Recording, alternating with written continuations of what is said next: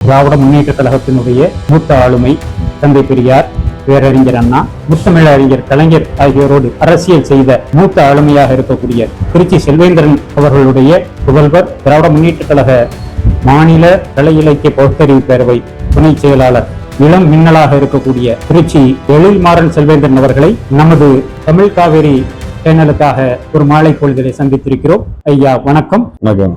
தந்தை பெரியாரோடு அவருடைய அன்புக்குரியவராக திராவிடர் கழகத்தில் இருந்த உங்களுடைய தந்தை செல்வேந்திரன் அவர்களை கலைஞரை விரும்பி ஆசைப்பட்டு திராவிட முன்னேற்ற கழகத்துக்கு அழைப்பு விடுத்து கட்சியில இணைத்துக் கொண்டார் அப்படிங்கிற ஒரு செய்தி நாங்க கேள்விப்பட்டோம். அதை பத்தி கொஞ்சம் சொல்லலாமா? கட்டாயம். அதாவது அது ரொம்ப ஒரு சுவாரஸ்யமான ஒரு நிகழ்வு. அது மட்டும் இல்லாத தந்தை பெரியாரோடு கிட்டத்தட்ட ஒரு 20 ஆண்டுகளுக்கு மேலாக தன்னுடைய இளம் பருவத்தில் என்னுடைய அரசியல் பயணத்தை என்னுடைய தந்தை திருச்சி செல்வேந்திரன் அவர்கள் அந்த பயணத்தை மேற்கொண்டாரு. பகுத்தறிவு சித்தாந்தங்கள், திராவிட இயக்க சித்தாந்தத்தின் மூலமான தலைவராக, ஆகப்பெரும் கர்த்தாவாக இருந்த தந்தை பெரியாரை, மிகப்பெரிய ஆளுமை தந்தை பெரியார், அவரை பற்றி புத்தகங்களில் தான் இப்பெல்லாம் நம்ம படிக்க முடியுது. நிறைய பெரிய அவரை பற்றி புத்தகங்கள் எழுதவும் மேடைகளில் பேசவும் உள்ளவர்களுக்கே நிறைய பேருக்கு புத்தகங்களில் படித்து செவி வழி செய்தியாக தெரிந்தவர்களே அதிகம். அவரோடையே கூட பயணித்தவர்கள் ரொம்ப ரொம்ப குறைவானவர்கள் தான் உண்டு. அப்படி பார்க்கும்போது அதுல மிக முக்கியமானவர் என்னுடைய தந்தை திருச்சி செல்வேந்திரன். கலைஞர் அவர்கள் சில நேரம் குறிப்பிடும் போது இது பெரியாருடைய ப்ராடக்ட் அப்படின்னு சொல்லுவாராம். திமுகவுடைய பெரிய ஆக பெரும் ஆளுமைகள், மரியாதைக்குரிய பேராசிரியர் அவர்கள், ஐயா துரைமுருகன் அவர்கள், மரியாதைக்குரிய ஐயா டி.ஆர். பாலு அவர்கள், இடத்துலலாம் அப்பாவை பத்தி, செல்வேந்திரன் அவர்களை பத்தி பேசும்போது இது பெரியார் ப்ராடக்ட், அது அப்படிதான் இருக்கும், அது வீரியம் ஜாஸ்தியா தான் இருக்கும் அப்படின்னு சொல்லுவாராம். சொல்லும் போது ஏன்னா அந்த பெரியாரோடு பயணித்ததை பத்தி ஒரு நூலே பண்ணியிருக்கிறாங்க அப்பா. தந்தை பெரியாருடன் கார் பயணங்களில், தலைவர் கலைஞருடன் கார் பயணங்களில் அப்படிங்கிறத பத்தி ஒரு நூலே பண்ணியிருக்கிறாங்க. அது ரொம்ப விளம்பரமா எல்லா பக்கமும் விற்பனை ஆயிட்டு இருக்கு அந்த புத்தகம். அதுல சுவாரஸ்யமான தகவல்கள்லாம் உண்டு, அதை படிச்சோம்னா தெரியும். பெரியார்கிட்ட இருந்து அந்த பயணத்தை அவருடைய மறைவுக்கு பிறகு திகாவில இருந்து, திராவிடர் கழகத்தில இருந்து திமுகவுக்கு அவங்க அப்படியே மாறுறாங்க அப்பா. என்னுடைய கொள்ளுப்பாட்டனார் டி.கே. பெரியசாமி மிகப்பெரிய கான்ட்ராக்டர், அதாவது பிரிட்டன் அரசாங்க காலத்திலேயே, வெள்ளையர் ஆட்சி காலத்திலேயே மிகப்பெரிய கான்ட்ராக்டர். பாலங்கள்லாம், கொள்ளிடம் கல்லணை பாலங்கள்லாம் கட்டியிருக்கிறாரு. அப்படியான பெரிய கான்ட்ராக்டர். அவர் நீதி கட்சி தலைவர். அவர் நீதி கட்சி முதலமைச்சர்கள், நீதி கட்சி தலைவர்களுக்கு எல்லாம் மிகவும் நெருக்கமான ஒரு தலைவராக அன்னைக்கு அவருடைய அரசியல் பயணமும் தொழில் பயணங்களும் இப்படியாக இருந்திருக்கு. என்னுடைய கொள்ளு தாத்தா, என் அப்பாவுடைய திருச்சி செல்வேந்திரனுடைய தாத்தா, அவரு தான் இவருக்கு முதல்ல பெரியார்கிட்ட அறிமுகமே, அவருக்கு வழிகாட்டிய.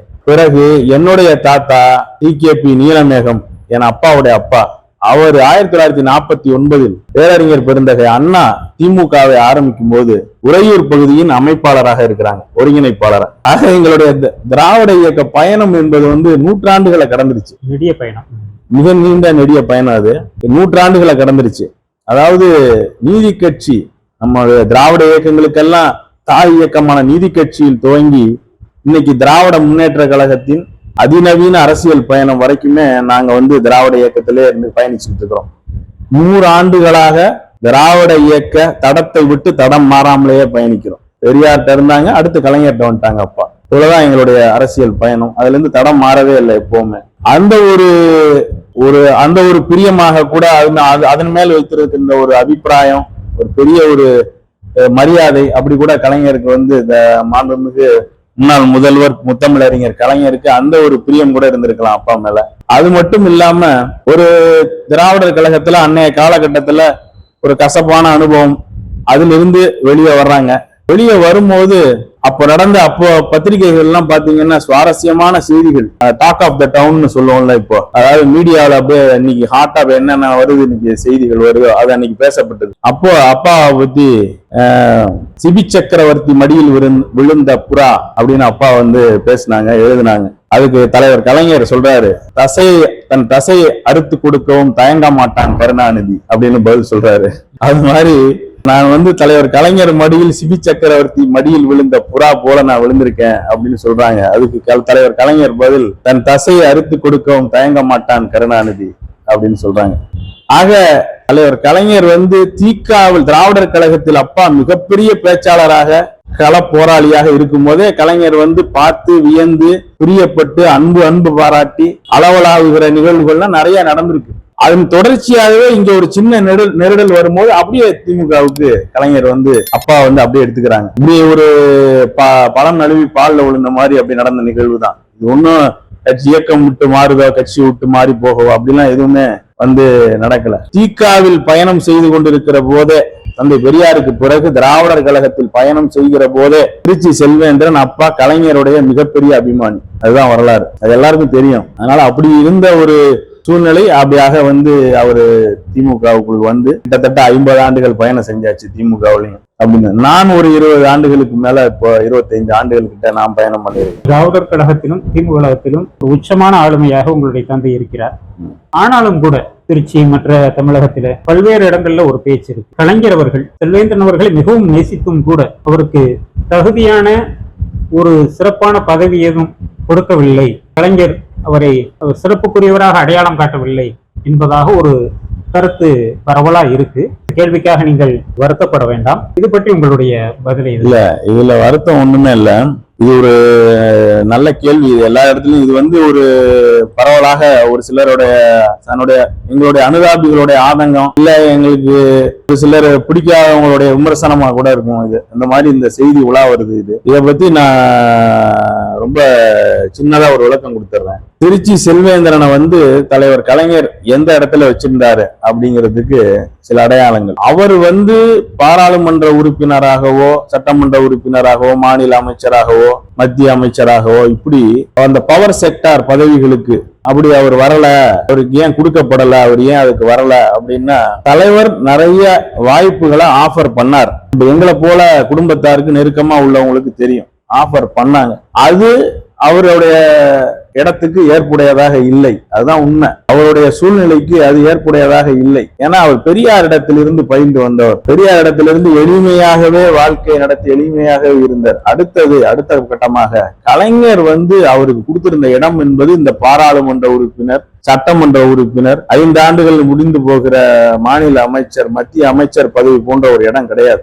அப்போலோ மருத்துவமனையில் 1999 ஆண்டு ஒரு உடல்நல குறைவுனால அப்பா அங்க அட்மிட் ஆகிறாங்க. மரியாதைக்குரிய அன்றைய சுகாதாரத்துறை அமைச்சர் நம்முடைய ஆற்காடு வீராசாமி ஐயா அவர்களை அனுப்பி அந்த மருத்துவமனையின் சேர்மன் பிரதாப் ரெட்டி அவர்களிடத்திலேயே போய் கலைஞர் அவர்கள் சொன்ன அந்த வார்த்தை இன்னுமே எனக்கு நிழலாடு இன்னைக்கு மாதிரி ஞாபகத்துல இருக்கு. எங்களுடைய கட்சி தலைவரை, எங்களுடைய கட்சியின் மூத்த ஆளுமையை, எங்கள் கட்சியின் ஒரு பெரிய பதவியில் இருக்கிறவர் அங்க நான் அனுப்பியிருக்கேன், அங்க அட்மிட் பண்ணிருக்கேன் நினைக்காதீங்க, என் பையனை எப்படி பாத்துக்குவீங்களோ அப்படி பாத்துக்கங்கன்னு சொன்னார் அன்னைக்கு. அவர் ஒரே ஒரு செல்வேந்திரன் பாராளுமன்ற உறுப்பினராகவோ, மத்திய அமைச்சராகவோ, மாநில அமைச்சராகவோ, சட்டமன்ற உறுப்பினராகவோ ஆகல. ஆனால் திருச்சி செல்வேந்திரனால் அடையாளம் காட்டப்பட்ட எண்ணற்ற நூற்றுக்கணக்கான பாராளுமன்ற உறுப்பினர்களும், சட்டமன்ற உறுப்பினர்களும், மாநில மத்திய அமைச்சர்களும் இன்னைக்கு உலா வருவதற்கு காரணம் திருச்சி செல்வேந்திரன் எல்லாருக்கும் தெரியும். அதுக்கு காரணம் தலைவர் கலைஞர் அவருக்கு கொடுத்திருந்த மிக ஒரு உயரிய இடம், ஒரு நிலை. அதுதான் அதை அவரை செய்ய வச்சுது. அதனால இந்த பதவிகள்லாம் ஒண்ணுமே கிடையாது. இன்றைக்கு புதிய அரசியல்வாதிகள் தமிழகத்திலே முதலமைச்சர் கனவுகளோடு வந்துகிட்டு இருக்காங்க. இதுல சீமான் அவர்கள் ஒரு புதிய கேள்வியை வைக்கிறார். தந்தை பெரியார் அவர்களை திமுக தேர்தல் களத்திற்கு எடுத்து செல்ல முடியுமா, சொல்லுவாங்களா அப்படின்னு சொல்றாரு. அது பற்றி உங்களுடைய கருத்து சொல்லுங்க. தந்தை பெரியாரை தேர்தல் களத்திற்கு இனிமேல் புதிதாக திராவிட முன்னேற்ற கழகம் எடுத்துட்டு போகணுங்கிற அவசியமே இல்லை. ஏனென்றால் 1969 பேரறிஞர் பெருந்தகை அண்ணா கொண்டு வந்த கலப்பு திருமண சட்டத்தில் ஆரம்பித்து தலைவர் கலைஞர் தாழ்த்தப்பட்டவர்களுக்காக உருவாக்கின துறையில் தொடர்ந்து இடஒதுக்கீடுகளை தொடர்ந்து இப்படி இன்னைக்கு அவர் கண்ட, பெரியார் கண்ட, அண்ணா கண்ட கனவு, தலைவர் கலைஞர் கண்ட கனவை எல்லாம் நிறைவேற்றுகிற ஆற்றல் வாய்ந்த முதலமைச்சராக இருக்கிற நம்முடைய மரியாதைக்குரிய மாண்புமிகு முதலமைச்சர் தளபதி ஸ்டாலின் அவர்கள் அனைத்து ஜாதியினரும் அர்ச்சகராகலாம், இதெல்லாம் பெரியாருடைய கொள்கை, அவர் கண்ட கனவு. முற்போக்கு சிந்தனையையும் தார்மீக ரீதியான தாழ்த்தப்பட்ட ஒடுக்கப்பட்ட மக்களுக்கான சலுகைகளையும் பெண் உரிமையையும் பெரியாரை அப்படியே களத்திற்கு எடுத்துட்டு போய் அப்படியே சட்டமாக்கி அப்படியே மக்களின் பயன்பாட்டுக்கு கொண்டு வந்து இன்னைக்கு நடைமுறையே படுத்திட்டோம். கிட்டத்தட்ட ஒரு 1/4 நூற்றாண்டு காலத்துல தந்தை பெரியார் கண்ட கனவோ, பேரறிஞர் அறிஞர் அண்ணா கண்ட கனவோ, இன்னும் சொல்ல போனால் கலைஞர் கண்ட கனவை எல்லாம் இன்றைக்கு ஒரு 4 ஆண்டு கால ஆட்சியிலேயே நிறைவேற்றுகிற ஒரு மாபெரும் ஆற்றல் வாய்ந்த முதலமைச்சரா தளபதி ஸ்டாலின் அவர்கள் இருக்கிறாரு அப்படின்னு தான் சொல்லுது. நான் மிகைப்படுத்தியே சொல்லல. இன்னைக்கு பொதுமக்கள் எல்லாம் இன்னைக்கு களத்துல பாத்துட்டு இருக்கிறாங்க. பெரியாரை அப்படியே கொண்டு வரணுங்கிற அவசியமே இல்லை, கொண்டு வந்து சட்டமே ஆக்கிட்டோம். நாங்க பெரியார் கண்ட கனவுகள் சட்டம் ஆயிடுச்சு, பெரியார் கண்ட கனவுகள் நடைமுறைக்கு வந்துருச்சு. பெண்கள் எல்லாம் படிக்க ஆரம்பிச்சுட்டாங்க. மறு திருமணம் செய்யாத நபர்களே கிடையாது, மாற்று திருமணம் சகஜம் ஆயிடுச்சு. இன்னைக்கெல்லாம் அதுக்கு சட்டங்களை ஏற்படுத்தி பெண் உரிமைக்காக சொத்தில் சம உரிமை சட்டத்தை திராவிட முன்னேற்ற கழகம் கொண்டு வந்து சட்டம் ஆக்கிடுச்சு. இவர் பேசுகிற அந்த முட்டாள்தனமான கருத்துக்களை இன்னைக்கு வரைக்கும் நான் மேடைகள்ல நான் பார்க்க முடியுது என்னால, பொதுவெளிகள்ல. பெரியாரை அப்படியே நாங்க எடுத்துட்டு வந்து சட்டம் ஆக்கிட்டோம். இவர் எதுக்கு எடுத்தாலும் சீமான் அவர்கள் எங்களுடைய அண்ணன் பிரபாகரன், எங்களுடைய வழிகாட்டி பிரபாகரன்ங்கிறார். அண்ணன் மேதகு பிரபாகரன் மிகப்பெரிய ஆளுமை, மிகப்பெரிய தலைவர், பெரிய போராளி. அவரை விமர்சனத்துக்குள்ளே கொண்டு வரக்கூடாது. உண்மையா சொல்ல போனா அண்ணன் பிரபாகரன் ஆயுத போராளி. அந்த சூழ்நிலை, அங்கிருந்த பிரச்சனைகளின் பொருட்டு அவர் ஆயுத போராளி. அவர் அண்ணன் பிரபாகரனை சீமான் அவர்கள் அப்படியே இங்க எடுத்துட்டு வருவாரா? தமிழ்நாட்டு அரசியல்ல கொண்டு வந்து பூத்துவாரா? ஆணையரவு முற்றுகை, அனுராதபுரம் தாக்குதல் அப்படின்னு இங்க அவரால் செய்ய முடியுமா? இங்க எவ்வளவு முட்டாள்தனமான கேள்வி இது. பெரியார நாங்க அப்படியே பெரியார ராவாவே கொண்டு வந்து சட்டமே ஆக்கிட்டோம். அப்படியே கொண்டு வந்து மக்கள்கிட்ட கொண்டு வந்து சேர்த்துட்டோம். என்ன இவர் கேட்கிறாரு? சிலையா உடைச்சேன்னாரு, கடவுள் இல்லைன்னாருன்னு. அதாவது அந்த ரொம்ப மோசமாக இருந்த அவநம்பிக்கைகள், மூட நம்பிக்கைகள், அதையெல்லாம் கலைந்து, அதையெல்லாம் சரி செய்து, அந்த ஒரு சமூக சீர்திருத்தத்தையே உண்டாக்கி, ஜாதிய கட்டமைப்பிலிருந்து எல்லோரையும் வெளிவர செய்து, இன்னைக்கு எல்லாரையும் ஒரு ஈக்குவாலிட்டியை கொண்டு வந்து அந்த ஒரு சரிக்கு சமமான ஒரு சூழ்நிலையை உண்டாக்கி இருக்கவே திராவிட முன்னேற்ற கழகம் தான். பெரியார அப்படியே எடுத்துட்டு வந்ததுதான் இது. பெரியார் அவர்களுடைய சீர்திருத்தம், மூட நம்பிக்கை களைதல் போன்றவைகளை பற்றி சொன்னீங்க. இன்னைக்கு பெரியார் அவர்களுடைய அந்த பிரச்சாரம், அவர்கள் முன்னெடுத்த அந்த கொள்கைகள் இன்னைக்கு திராவிட முன்னேற்ற கழகத்துல இருக்கா? திராவிட முன்னேற்ற கழகத்தில் இன்றைக்கு கடவுள் நம்பிக்கை, கோவிலுக்கு செல்வது போன்றவைகள் அதிகரித்திருக்கிறது. அதை பத்தி சொன்னீங்க. நிச்சயமா ரொம்ப சுவாரஸ்யமான ஒரு விஷயமா போயிட்டு இருக்கு. அதாவது பெரியார் கடவுள் மறுப்பாளர், நாத்திகர். ஏன் ஓப்பனா சொல்லுங்க, நாத்திகர். அவர் கடவுள் இல்லை, இல்லவே இல்லை, கற்பித்தவன் முட்டாள், பரப்பினவன் அயோக்கியன், வணங்குகிறவன் காட்டு மிராண்டி அப்படிங்கிற ஒரு கொள்கையை முன்னிறுத்தி தன்னுடைய அந்த ஒரு சரவெட்டியாக, அதாவது ஒரு ஏவுகணையான தன்னுடைய கொள்கையை நிலைநாட்டி வந்தவர் தான். மரியாதைக்குரிய காஞ்சி சங்கராச்சாரியார் பெரியவர் சந்திரசேகர சரஸ்வதி ஒரு முறை சுப்பிரமணிய சாமி அவர்களிடத்தில், சுப்பிரமணிய சாமி என்னுடைய தந்தை திருச்சி செல்வேந்திரன் இடத்துல இந்த விஷயத்த சொல்லியிருக்கிறார், பகிர்ந்திருக்கிறார். அவர் திண்டுக்கல்ல என்னுடைய அப்பா திருச்சி செல்வேந்திரன், அவரை பார்க்கல இந்த விஷயத்த பகிர்ந்திருக்கிறார். ரொம்ப சுவாரஸ்யமான விஷயம். தந்தை பெரியார் எவ்வளவு பெரிய ஆளுமைங்கிறதுக்கு யார் சொல்லணும்னா, அவங்களுடைய தலைகீழான எதிரிகள் அந்த தரப்புல இருந்து விமர்சனம் வரணும் அப்படிங்கிறதுக்காக இந்த தகவலை சொல்றாங்க. கட்சி பண்ணணும், அரசியல் கட்சி பண்ணணும், பெரியவா ஏதாவது சொல்லணும்னு சுப்பிரமணிய சாமி அவர்கள் போய் மரியாதைக்குரிய காஞ்சி சங்கராச்சாரியார் அவர் இடத்துல கேட்கிறாங்க. சந்திரசேகரன் சரஸ்வதி பெரியவர் இடத்துல. அதற்கு அவர் சொல்லியிருக்காரு, நான் என்னப்பா பொலிட்டீஷியனா, நான் என்ன அரசியல்வாதியா, என்னிடத்துல கேள்வி கேட்கிறிய, இதுக்கு என்ன நான் விளக்கம் சொல்ல முடியும்னு சொல்லிக்காரு. இல்ல ஐயா, பெரியவா வாயில இருந்து ஏதாவது ஒரு ஆசீர்வாதமா ஒரு வார்த்தை வரணும்னு சொன்னாராம். அதற்கு அவர் சொன்னாராம், அரசியல் கட்சி செய்யணும்னா ஈவிஆர் மாதிரி ஒரு கட்சி பண்ணு போ அப்படின்னாராம். இதை நான் ஷாக்ட் அப்படின்னாரு சுப்பிரமணிய சாமி. எங்க அப்பா கிட்ட சொல்லியிருக்காரு. நான் அப்படியே ஷாக் ஆயிட்டேன். நான் பெரியவா எதுவும் கோச்சுக்கிட்டீங்களா என் மேல, எதுவும் கோவமா அப்படின்னு கேட்டேன். அதுக்கு பெரியவர் சொல்லியிருக்காரு, அரசியல்வாதிகள் காற்று அடிக்கிற திசையில் தான் மக்களை திருப்பி விடுவார்கள், ஆனால் மக்களுடைய மனசையே மாற்றினவர் பெரியார். ஈவிஆர் தான் மாத்தினார். முடிஞ்சா அது மாதிரி ஒரு கட்சி பண்ணு போ, இல்லைன்னா சும்மா இருந்தார். ஆக அவ்வளவு பெரிய ஆளுமை, மிகப்பெரிய ஆளுமைகள் எடுத்துட்டு வர்ற கொள்கைகள் நீங்க பெரியார பெரியாருடைய அந்த நாத்திக கொள்கை, ஓப்பனா சொல்லணும்னா கடவுள் மறுப்பு கொள்கை, அதை திமுக பின்பற்றுகிறதா? திமுக ஓட்டு அரசியலுக்கு வரும்போது, பேரறிஞர் பெருந்தகை அண்ணா வரும்போது ஒன்றே குலம் ஒருவனே தேவன் அப்படிங்கிற திருமந்திர தத்துவத்தை கொள்கையாக கொண்டுதான் வர்றார். திமுக ஆரம்பிக்கப்படும் 1949 ராபின்சன் பூங்காவில் துவங்கப்படுகிற அந்த இயக்கம் ஒன்றே குலம் ஒருவனே தேவன்கிற தத்துவத்தில் தான் துவங்கப்படுகிறது திராவிட முன்னேற்ற கழகம். எங்களுடைய தத்துவ மூதாதை பிதாமகர் பெரியார் தான், இல்லைன்னு சொல்லவே கிடையாது. வாக்கு அரசியலுக்குள் பக்தர்களையும் சாமானிய மக்களையும் சென்றடைஞ்சு அந்த கொள்கையை சட்டமாக்கி அதை அரசியல் படுத்தி ஒரு ஆளுகைக்குள் கொண்டு வந்தாதான் பெரியார் கனவை நிறைவேற்ற முடியும் அப்படிங்கிறதுக்காக ஒன்றே குலம் ஒருவனே தேவன்கிற தத்துவத்துக்குள்ள பேரறிஞர் பெருந்தகை அண்ணாவே வந்துட்டார். ஆக நாங்க அந்த கொள்கையை விட்டுட்டீங்களா, அதாவது நாத்திக கொள்கையை விட்டுட்டீங்களா அப்படின்னா அதுல இருந்து டைல்யூட் ஆகி வந்ததுதான் திராவிட முன்னேற்ற கழகம். தேசிய கொடி 1947 சுதந்திர போராட்டம், தேசிய கீதம் இதையெல்லாம் தந்தை பெரியார் எதிர்க்கிறார். அதை பேரறிஞர் பெருந்தகை அண்ணா ஆதரிக்கிறார். இப்படியான நிலைப்பாட்டில் தான் திராவிட முன்னேற்ற கழகம் உதயமாகுது.